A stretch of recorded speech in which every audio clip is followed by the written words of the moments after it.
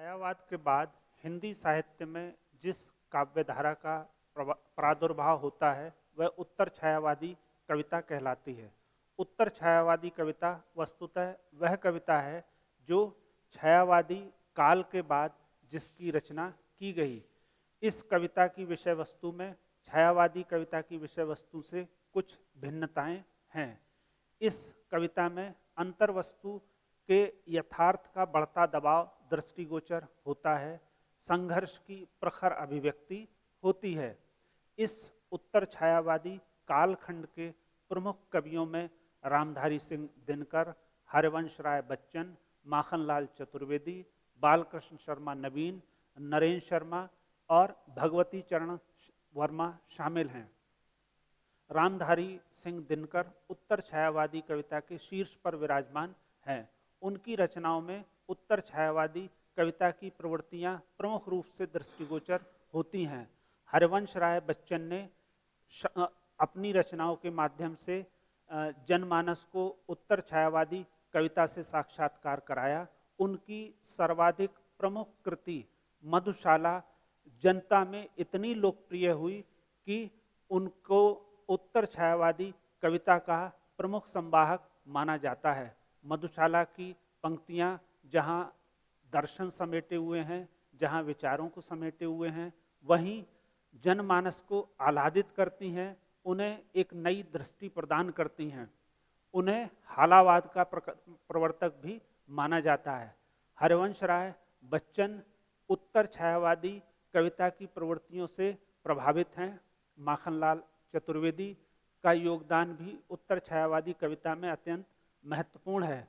उनकी रचनाओं में उत्तर छायावादी कविता की अंतर्वस्तु यथार्थ का जो दबाव है उसके दर्शन होते हैं, जनमानस के अंतर्द्वंद के दर्शन होते हैं, जनमानस के संघर्ष की अभिव्यक्ति के दर्शन होते हैं, हृदय और बुद्धि के द्वंद्व के दर्शन होते हैं। वस्तुतः उत्तर छायावादी कविता क्या है? जब हम इस प्रश्न का उत्तर तलाश करते हैं तो सहज ही हम पाते हैं कि उत्तर छायावादी कविता वह है जिसमें छायावाद के बाद जो प्रवृत्तियां शामिल हुई और जो छायावादी कविता की प्रवृत्तियों से भिन्न कविता थी, उस कविता को हमने उत्तर छायावादी कविता की श्रेणी में रखा। यह ऐसा कालखंड था जिसमें यथार्थ का दबाव बहुत गहरा हो रहा था। यथार्थ की अभिव्यक्ति उत्तर छायावादी कविता की प्रमुख पहचान है। जो आसपास का परिवेश है, जो आसपास की स्थितियां हैं, उनके आधार पर यथार्थ को अभिव्यक्त करना ही उत्तर छायावादी कविता की प्रवृत्ति है। इस काल में संघर्ष जनमानस के अंतर्मन में और बाह्य दोनों स्तर पर चल रहा था। इस संघर्ष को अभिव्यक्त करने के लिए जिस काव्य की रचना की गई वह उत्तर छायावादी कविता है। इस कविता में हृदय और बुद्धि का द्वंद्व स्पष्ट दृष्टिगोचर होता है।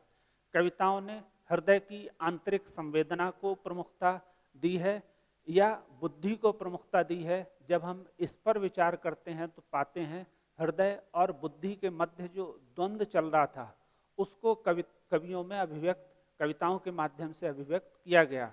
इन कविताओं में हृदय और बुद्धि का द्वंद्व स्पष्ट दृष्टिगोचर होता है। एक कविताओं में मस्ती और फक्कड़पन है। मस्ती एक ऐसा फक्कड़पन इन कविताओं में दिखाई देता है जो आसपास के परिवेश से, आसपास की घटनाओं से सृजित है। प्रिय को संबोधित कविताओं में मस्ती और फक्कड़पन दिखाई देता है। इस संदर्भ में महादेवी वर्मा की कविताओं का उल्लेख करना समीचीन होगा। इस काव्य धारा में या इस कालखंड में जो कविता की प्रमुख धाराएं बहीं उनमें राष्ट्रीय भावना का समावेश रहा। यह राष्ट्रीय भावना देश को संबोधित करके देशभक्ति की रचनाओं को रचा गया। रामधारी सिंह दिनकर की कविताओं में राष्ट्रीय भाव अत्यंत प्रमुखता से विराजमान है। उनकी कविताएं राष्ट्रीय चेतना को धारण किए हुए हैं, राष्ट्रीय चेतना के प्रति जागृति उत्पन्न करती हैं, राष्ट्रीय चेतना को सामने लाती हैं। इसी प्रकार इस तरह की कविताओं में सांस्कृतिक चेतना भी परिलक्षित होती है। सांस्कृतिक कविता भी इस कालखंड की प्रमुख पहचान है। यह प्रेम और मस्ती का काव्य है। उत्तर छायावादी काव्य भाषा और शिल्प की दृष्टि से भी बड़ा महत्वपूर्ण है। इस काव्य में लयात्मकता स्पष्ट दृष्टिगोचर होती है।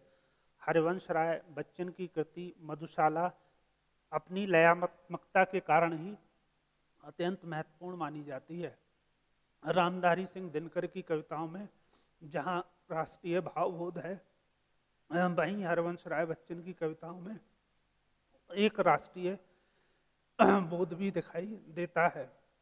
माखनलाल चतुर्वेदी, बालकृष्ण शर्मा नवीन, नरेंद्र शर्मा, भगवती चरण वर्मा की कविताएं भी इस युग की महत्वपूर्ण कविताएं हैं। उत्तर छायावादी कविता की अंतर्वस्तु यथार्थ का बढ़ता दबाव और संघर्ष को अभिव्यक्त करती है। इस प्रकार की कविता में हमें रहस्यवाद के भी दर्शन होते हैं और दार्शनिक विचारों की भी अभिव्यक्ति होती है। यह दार्शनिक विचार हमें जीवन के संदर्भों में जीवन के प्रति एक बोध कराते हैं, जीवन के प्रति एक भाव उत्पन्न करते हैं। उत्तर छायावादी कविता की अंतर्वस्तु की हम बात करते हैं तो हमें कहीं ना कहीं यह भी दिखाई देता है कि हम एक ऐसे कविता को पाठन कर रहे हैं, एक ऐसे कवि से साक्षात्कार कर रहे हैं जिसमें रहस्यवादी चेतना भी है, जिसमें दर्शन भी है, जिसमें मस्ती भी है, जिसमें फक्कड़पन भी है, जिसमें आवेग भी है। यह कविताएं उत्तर छायावादी कविता की पहचान हैं। उत्तर छायावादी कविता वस्तुतः छायावाद की धारा को ही एक विशिष्ट दिशा में ले जाती है और कुछ अंतर के साथ, छायावादी प्रवृत्तियों के कुछ अंतर के साथ वह अपना स्थान बनाती है। हम इन उत्तर छायावादी कवियों की रचनाओं को देखते हैं, चाहे वो रामधारी सिंह दिनकर हों, चाहे हरिवंश राय बच्चन हों, चाहे माखनलाल चतुर्वेदी, बालकृष्ण शर्मा नवीन, नरेंद्र शर्मा या भगवती चरण वर्मा, सभी की रचनाओं में हम एक ऐसी दबाव को अनुभव करते हैं, एक यथार्थ की ऐसे संचेतना का अनुभव करते हैं जो जनमानस की यथा स्थिति से उद्घाटित होती है। जनता की जो मानसिकता है, जनता का जो संघर्ष है, वह इन कविताओं में दिखाई देता है। हरिवंश राय बच्चन ऐसे कवि हैं जिनकी मधुशाला वास्तव में उत्तर छायावादी कविता की सबसे महत्वपूर्ण कृतियों में से एक है। रामधारी सिंह दिनकर जहाँ राष्ट्रीय चेतना को धारण करते हैं, वहीं माखनलाल चतुर्वेदी की कविताओं में ओजमय विचारों की अभिव्यक्ति हुई है। बालकृष्ण शर्मा नवीन भी उत्तर छायावादी कविता के संवाहक हैं। पंडित नरेंद्र शर्मा की कविताओं में जहाँ भाषिक संचेतना और शिल्प के दर्शन होते हैं, वहीं भगवती चरण वर्मा भी उत्तर छायावादी कविता को अत्यंत प्रखरता के साथ अभिव्यक्त करते हैं। वस्तुतः यह कालखंड ऐसा कालखंड है जिसमें उत्तर छायावादी कविता की प्रवृत्तियों को रेखांकित किया गया है। उत्तर छायावादी कविता आगे बढ़ती है। उत्तर छायावादी कविता में जहाँ अंतर्वस्तु यथार्थ का बढ़ता दबाव और मस्ती फक्कड़पन दिखाई देता है, वहीं हृदय और बुद्धि का द्वंद्व भी दिखाई देता है। कवि इस बात पर विचार करते हैं कि हृदय महत्वपूर्ण है अथवा बौद्धिक, हृदय की भावनाओं को अभिव्यक्त किया जाए अथवा उस बात को अभिव्यक्त किया जाए जिस बात के लिए बुद्धि कहती है। हृदय और बुद्धि का यह द्वंद्व वस्तुतः आम आदमी का द्वंद्व है, उस कालखंड के ऐसे व्यक्ति का द्वंद्व है जो उस समय जीवन यापन कर रहा था। उसके अंदर जो मानसिक अंतर्द्वंद था, उसी की अभिव्यक्ति उत्तर छायावादी कविता में हुई है। वस्तुतः रामधारी सिंह दिनकर, हरिवंश राय बच्चन, माखनलाल चतुर्वेदी, बालकृष्ण शर्मा नवीन, नरेंद्र शर्मा और भगवती चरण वर्मा ने उत्तर छायावादी कविता को अपनी सृजनशीलता से समृद्ध किया है। उत्तर छायावादी कविता के बाद हिंदी साहित्य में जिस साहित्य के दर्शन होते हैं उसे प्रगतिशील साहित्य कहा गया है। वस्तुतः प्रगतिशील साहित्य क्या है? जब हम इस प्रश्न पर विचार करते हैं तो हम पाते हैं कि प्रगतिशील साहित्य वह है जिसमें प्रगतिशीलता या प्रगतिशील चिंतन की अभिव्यक्ति की गई है। प्रगतिशीलता के सैद्धांतिक पक्ष पर विचार करते हैं तो कहीं ना कहीं हम यह पाते हैं कि मार्क्सवादी दर्शन से प्रभावित जो काव्य रहा, मार्क्सवादी चेतना से प्रभावित जो काव्य रहा, वह प्रगतिशील साहित्य कहलाया। प्रगतिशील साहित्य के मूल में कहीं ना कहीं मार्क्सवादी चेतना विराजमान है। यह सैद्धांतिक पृष्ठभूमि में लिखा गया काव्य है। प्रगतिवादी साहित्य चिंतन की अपनी विशिष्टता है कि वह जो आधुनिक युग की प्रवृत्तियां हैं, आधुनिक युग की जो समस्याएं हैं, विडंबना हैं, उनको केंद्र में रखकर इस साहित्य की रचना की गई। प्रगतिवादी आंदोलन की पृष्ठभूमि पर हम विचार करते हैं तो अंतर्राष्ट्रीय परिस्थितियां और राष्ट्रीय परिस्थितियां उस समय की इस साहित्य की श्रीवृद्धि में महत्वपूर्ण भूमिका निभाती हैं। वस्तुतः मार्क्सवाद में जहां सर्वहारा वर्ग के प्रति या जनमानस के प्रति सहज ही चिंता दिखाई देती है और सामंतवाद का विरोध दिखाई देता है। मार्क्स हमेशा सामंतवादी प्रवृत्तियों का विरोध करते हैं और सर्वहारा वर्ग की समस्याओं, उनके चिंतन, उनकी पक्ष में खड़े हुए दिखाई देते हैं। प्रगतिशील साहित्य के मूल में भी यही मार्क्सवादी विचारधारा का चिंतन कहीं ना कहीं विद्यमान है। और इस कालखंड में जिन कवियों ने अपनी रचना धर्मिता से प्रगतिशील साहित्य लिखा, चाहे वह धूमिल हो, चाहे राजकमल हो, उन्होंने मार्क्सवादी विचारधारा को संवाहित किया, पोषित किया। प्रगतिशील साहित्य के चिंतन में कहीं ना कहीं जनमानस की चिंता विद्यमान है, जनता की चिंता विद्यमान है। प्रगतिवादी आंदोलन पूरे विश्व में चला और भारत भी इस प्रभाव से मुक्त नहीं हो चुका। अंतर्राष्ट्रीय परिस्थितियों का प्रभाव भारतीय जनमानस पर पड़ा। राष्ट्र में जो स्थितियां बन रही थी, नए उद्योगों की स्थापना के बाद पूंजीवादी शक्तियां एकजुट होने लगी थी और श्रमिक वर्ग का, सर्वहारा वर्ग का शोषण बढ़ गया था। उनकी जो मानसिक स्थिति थी, जो उनके विचार थे, जो उनकी समस्याएं थी, जो विडंबना थी, उसको अभिव्यक्त करने के लिए कवियों ने जिस रचना धर्मिता को आधार बनाया वह वास्तव में प्रगतिशील साहित्य था। प्रगतिशील साहित्य के माध्यम से जनता की मानसिकता को, आम आदमी की मानसिकता को, सर्वहारा वर्ग की मानसिकता को सामने लाया गया।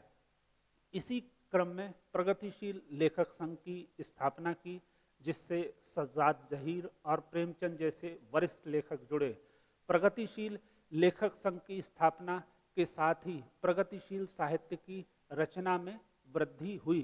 प्रगतिशील आंदोलन को विस्तार मिला। प्रगतिशील आंदोलन के विस्तार से आशय यह है कि जो मूल्य या जो प्रवृत्तियां प्रगतिशील लेखक लेकर चल रहे थे, जिन चीज़ों को, जिन बातों को प्रगतिशील लेखक आगे बढ़ा रहे थे, उनको प्रगतिशील लेखक संघ स्थापित होने के बाद और बल मिला, गति मिली और प्रचार मिला। इसी के साथ प्रगतिशील साहित्य का उदय हुआ। हिंदी में प्रगतिशील साहित्य की परंपरा का प्रादुर्भाव हुआ। प्रगतिशील कविता का प्रादुर्भाव हुआ। प्रगतिशील कविता की हम प्रमुख प्रवृत्तियों पर विचार करते हैं तो हम कुछ बिंदु इस प्रगतिशील कविता में पाते हैं। सर्वाधिक महत्वपूर्ण है राष्ट्रीय भावना की अभिव्यक्ति। प्रगतिशील कविता में राष्ट्रीय चेतना की प्रखर अभिव्यक्ति है। राष्ट्र के प्रति समर्पण का बोध है, राष्ट्र के प्रति चिंता है, राष्ट्र के प्रति एक समर्पण है और राष्ट्रीय चेतना है। इस राष्ट्रीय चेतना की अभिव्यक्ति प्रगतिशील साहित्य से जुड़े रचनाकारों ने की है। प्रगतिशील कवियों ने इस साहित्य में महत्वपूर्ण भूमिका निभाई है। अज्ञेय ने तार सप्तक के माध्यम से प्रगतिशील साहित्य को आगे बढ़ाने में, सामने लाने में महत्वपूर्ण भूमिका निभाई। इसके साथ ही राष्ट्रीय भावना की अभिव्यक्ति के अलावा वामपंथी विचारधारा का प्रभाव भी हमें प्रगतिशील साहित्य पर दिखाई देता है। वामपंथी विचारधारा वस्तुतः मार्क्सवादी विचारधारा को ही आगे बढ़ाती है और उसके राजनीतिक प्रभाव का विश्लेषण करती है। वामपंथी विचारधारा में शोषित और उत्पीड़ित जनता से जुड़ाव दिखाई देता है, जबकि सामंतवादी प्रवृत्तियों का विरोध दिखाई देता है। प्रगतिशील साहित्य में ग्राम्य जीवन के प्रति गहरा अनुराग, लगाव के दर्शन होते हैं। गांव को केंद्र में मानकर अनेक रचनाएं प्रगतिशील कवियों ने लिखी। इसमें शोषक सत्ता का विरोध है। प्रगतिशील कवियों का मानना है कि सत्ता शोषण की संवाहक है, जो पूंजीवादी शक्तियां हैं वह शोषण की संवाहक है, वह सर्वहारा वर्ग का शोषण करती हैं और इस प्रवृत्ति का जो निदान है, इस समस्या का जो हल है, उसे वह सामाजिक परिवर्तन के बल पर लाना चाहते हैं। सामाजिक परिवर्तन करके वह इस प्रवृत्ति से मुक्ति का रास्ता तलाश करते हैं। प्रगतिशील कविता की अगर हम शिल्पगत प्रवृत्तियों पर विचार करें तो हम पाते हैं कि प्रगतिशील कविता शिल्पगत जो परंपरागत जो मानक है उससे मुक्त हैं। प्रगतिशील कवियों ने शिल्प को लेकर अनेक प्रयोग किए, प्रगतिशील साहित्यकारों ने शिल्प को लेकर अनेक प्रयोग किए। वहाँ पर शिल्प से अधिक महत्वपूर्ण विचार हैं। उन विचारों के साथ ही प्रगतिशील कविता को आगे बढ़ाया गया, प्रगतिशील कविता की रचना की गई। प्रगतिशील कविता की शिल्पगत प्रवृत्तियों में परंपरागत शिल्प से मुक्ति और नवीनता लाने का प्रयास स्पष्ट दृष्टिगोचर होता है। यह नवीनता भाषा के स्तर पर है, यह नवीनता बिंब के स्तर पर है, यह नवीनता शिल्प के स्तर पर है। वह परंपरागत काव्य के जो मानक है उससे मुक्त दिखाई देते हैं। प्रगतिशील कवि परंपरागत साहित्य के मानकों से मुक्त होकर ही रचना कर्म कर रहे हैं, ऐसा हमें प्रगतिशील काव्यधारा के अवलोकन से दृष्टिगोचर होता है। प्रगतिशील साहित्य में सैद्धांतिक पक्ष अत्यंत प्रबल है और शिल्पगत पक्ष गौण है। शिल्प पर ध्यान देने के स्थान पर विचार को महत्ता दी गई है, अभिव्यक्ति को महत्ता दी गई है। कविता की अगर हम बात करते हैं तो चाहे धूमिल की कविता हो, राजकमल की कविता हो या अन्य प्रगतिशील साहित्यकारों की कविता हो, अज्ञेय की कविता हो, उनमें वैचारिक तत्व को महत्ता प्रदान की गई है, विचार को महत्ता प्रदान की गई है। विचार बिंदु अधिक महत्वपूर्ण है अन्य की अपेक्षा। प्रगतिशील कविता में जो मूल स्वर है वह शोषण का विरोध है। वह शोषण जो सामंतवाद करता है, वह शोषण जो राजतंत्र करता है, वह शोषण जो पूंजीवादी शक्तियां करती हैं, वह शोषण जिनके सहारे पूंजीवादी परंपराओं को बल मिलता है। इस शोषण के सहारे ही हम यह पाते हैं कि पूंजीवादी ताकतें कहीं ना कहीं जनता के शोषण के लिए दोषी हैं और प्रगतिशील कवियों में इस शोषण के प्रति घोर विरोध दृष्टिगोचर होता है। प्रगतिशीलता विचारों में है, प्रगतिशीलता आधुनिकता में है और प्रगतिशीलता कहीं ना कहीं हमें कविता कर्म में भी दिखाई देती है, कविता रचना में भी दिखाई देती है। वस्तुतः प्रगतिशील लेखक संघ की स्थापना से भारत में प्रगतिशील साहित्य की जो परंपरा का उदय हुआ, उस परंपरा को आगे कवियों ने बढ़ाया और राष्ट्रीय भावना को अभिव्यक्त करते हुए, वामपंथी विचारधारा को अभिव्यक्त करते हुए, राजनीतिक प्रभाव को रेखांकित करते हुए, शोषित और उत्पीड़ित जनता के समर्थन में वैचारिक संबल प्रदान करते हुए, ग्राम्य जीवन के प्रति अनुराग जगाते हुए, शोषक सत्ता का विरोध करते हुए, सामाजिक परिवर्तन पर बल देने की जो प्रवृत्ति दिखाई देती है, वही प्रगतिशील साहित्य की विशेषता है। प्रगतिशील कविता शिल्प के स्थान पर विचार के कारण अत्यधिक महत्वपूर्ण हो जाती है। प्रगतिशील कविता की शिल्पगत प्रवृत्तियां ही इस कविता को महत्वपूर्ण बनाती हैं। प्रगतिशील कविता में शिल्पगत विशेषताएं होने के कारण वह अपने आप में अति विशिष्ट हो जाती हैं। प्रयोगवाद और नई कविता। हिंदी साहित्य में हम जिस वाद की बात करते हैं वह प्रयोगवाद है। प्रयोगवाद और नई कविता अपने आप में अत्यंत महत्वपूर्ण है। प्रयोगवाद के वैचारिक बिंदु, भावबोध, प्रमुख प्रवृत्तियों, काव्य संबंधी पुरानी धारणा में बदलाव, लघु मानव दर्शन में नए व्यक्तित्व की खोज, काव्य की अर्थभूमि का विस्तार और व्यक्ति स्वातंत्र पर बल। प्रयोगवाद हिंदी काव्य साहित्य की एक महत्वपूर्ण विचारधारा है, एक महत्वपूर्ण कालखंड है और इसी कालखंड को नई कविता का नाम दिया गया है। नई कविता के माध्यम से हम प्रयोगवाद को अनुभव कर पाते हैं, प्रयोगवाद को देख पाते हैं। वस्तुतः प्रयोगवाद क्या है?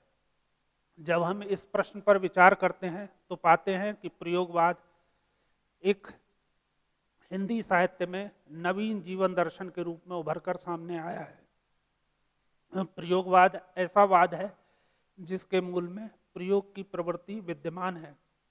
यह प्रयोग विचार के स्तर पर है। यह प्रयोग काव्य संबंधी जो परंपरागत मान्यताएं हैं उनमें बदलाव लाने के संबंध में है और काव्य को लेकर जो नवीनता है उसको भी इस प्रयोगवादी कविता के दायरे में लाया जाता है। वस्तुतः प्रयोगवाद एक नवीन चेतना का संचार है। प्रयोगवाद के माध्यम से हिंदी साहित्य में एक नई काव्यधारा बही।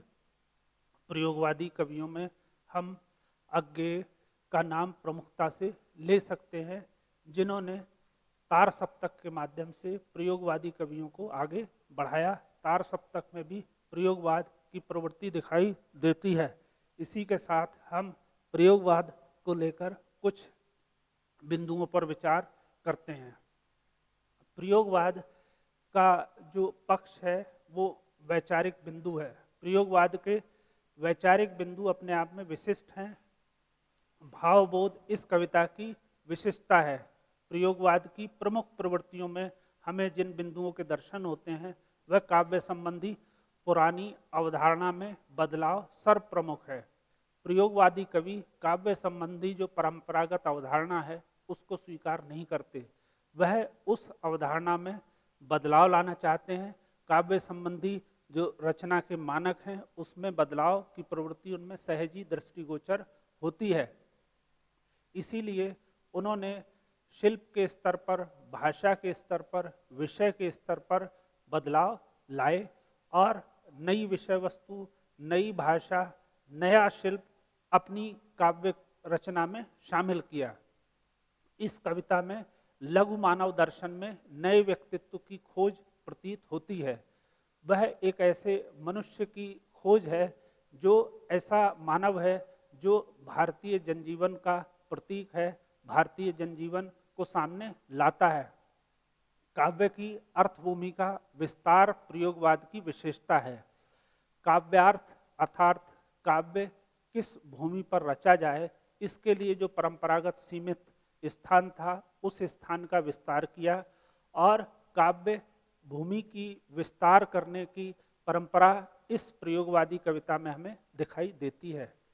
इस काव्य में व्यक्ति को एक स्वतंत्र इकाई के रूप में स्वीकार किया गया। व्यक्ति स्वातंत्र्य पर बल दिया गया। अनुभूति की ईमानदारी और प्रामाणिकता इस काव्य की विशेषता है। रस के प्रतिमान जो परंपरागत काव्य शास्त्र में कविता के रस माने गए, उसको इस कालखंड के कवियों ने स्वीकार नहीं किया।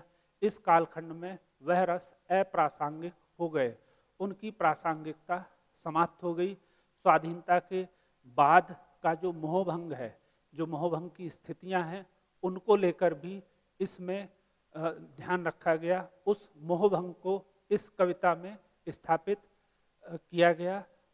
इस काल में जो विडंबनाएं थीं, आज़ादी के बाद जनमानस जिस विसंगति विडंबना से जूझ रहा था, उस विडंबना को प्रयोगवादी कवियों ने अपनी रचनाओं में अभिव्यक्त किया।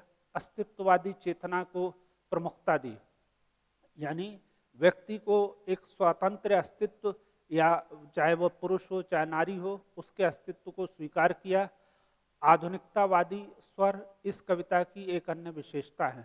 आधुनिकतावादी स्वर अर्थात आधुनिकता का बोध कराने वाली रचनाएं इस काव्य में विद्यमान रहीं। प्रकृति सौंदर्य पर नई दृष्टि इस कालखंड के कवियों ने डाली है और प्रकृति के सौंदर्य के नए प्रतिमान गढ़े हैं। विविध प्रकार के काव्य रूप के दर्शन हमें इस कालखंड की कविताओं में होते हैं। भाषा के स्तर पर नवीनता का संचार होता है, नए बिंब लिए गए हैं, यह बिंब जनमानस से उठाए गए हैं, नवीन प्रकार के प्रतीकों का प्रयोग किया गया है। छंद और लय का तो ध्यान रखा गया है, लेकिन छंदों में नवीनता है, लय प्रमुखता है, और मुक्त छंद कविता भी इस कालखंड की विशेषता रही।